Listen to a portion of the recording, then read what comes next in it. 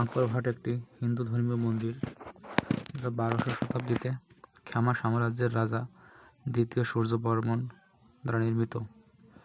বর্তমান কম্বোডিয়ায় অবস্থিত ছিল এই খ্যামা সাম্রাজ্য।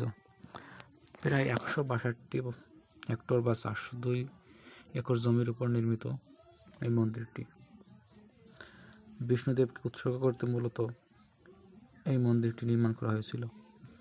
তখন এই মন্দিরে বিষ্ণু পূজা ধর্মীয় উপাসনালয় হিসাবে পরিচালিত হতো। সাথে সাথে এটি খ্যামার রাজধানী হিসাবে প্রসিদ্ধ।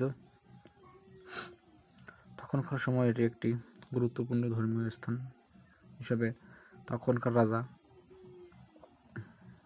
একে নির্মাণ করেছিল।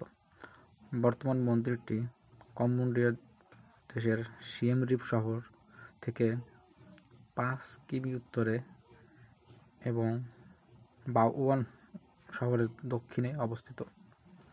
মন্দিরের দেয়ালে কারুকার্যের অপরিসীম শৈল্পিক নির্দেশনা রয়েছে, ধর্মীয় ভাবাবেগে খচিত মূর্তি ও নানা ছবি, যা বহন করে ওই সময়ের সমসাময়িক সামাজিক অবস্থান ও ধর্মীয় আচার।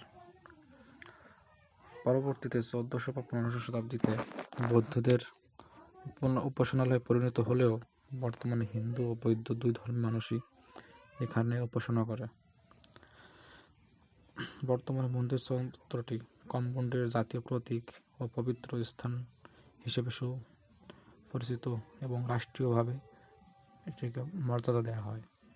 ইউনেস্কোর বিশ্ব ঐতিহ্যবাহী স্থান এবং কম্বোডিয়ার জাতীয় পতাকায় এই মন্দিরের কমপ্লেক্সের